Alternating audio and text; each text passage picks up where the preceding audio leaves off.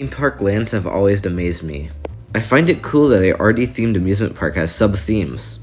As you'll see in this video though, a lot of the times those borders of those lands don't really work well together. For series like these I usually start with SeaWorld, but SeaWorld doesn't have any concrete lands. Today I'm going to show all the lands at Legoland California. Let's start with an easier land first, the beginning.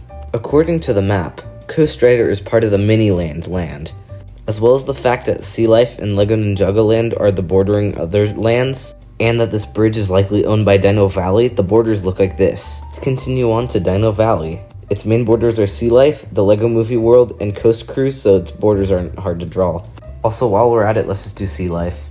Also, finally, just finishing up the Lego Movie World, Funtown borders them right here with the Lego Friends statue, so the border looks like this. Lastly, for Lego Galaxy, the only other border is Funtown, and a lot of the things in Funtown border Lego Galaxy closely, so it's not hard to draw the borders. Funtown's last remaining borders, being Coast Cruise, Pirates Shores, and the Legoland Water Park, aren't hard to distinguish, so it's here. However, this brings up actually a weird problem. If you look to the south, the only way the Ridge, this place with Kid Power Tower, connects to the rest of Funtown is through Lego Galaxy if you're on foot. This is called a Penne Exclave. It's where you have to go through another country, or in this case, land, to get to the rest of your land. Now let's do a little backtracking because the next couple lands can be a bit fuzzy, so let's do Miniland USA. Now as I said, Miniland USA is mainly just Coast Cruise, the actual Miniland, and these couple of little pathways, so the borders look like this. Don't pay too much attention to the shape of Coast Cruise. Okay, the next safest land to do is Lego City Deep Sea Adventure, which yes, it's its own land. It's pretty much just the building plus a little bit of exterior. Next is Castle Hill, which is also pretty simple, just bordering the Land of Adventure and other lands we've already established. The last simple land is the Land of Adventure, that just mainly borders complicated lands plus Miniland USA and Castle Hill. I guess the next lands to do are Surfer's Cove, which just borders Legoland Water Park and Lego Chimo Water Park and looks like this. And Lego Chimo Water Park that just borders Legoland Water Park and looks like this. Here's where it gets extremely weird.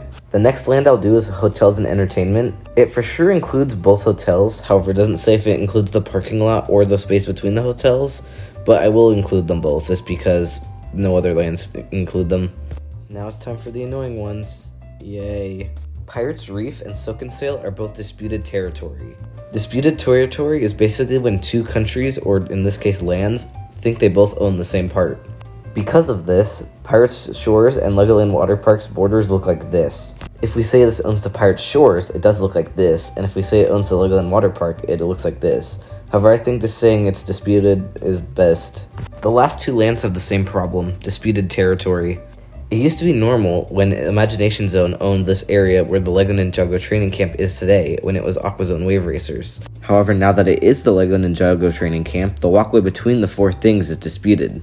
If we say the Imagination Zone owns it, it looks like this, but then the Ninjago training camp is cut off from the rest of the land.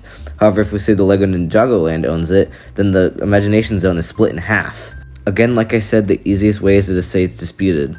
And that, my friends, is all the lands of Legoland.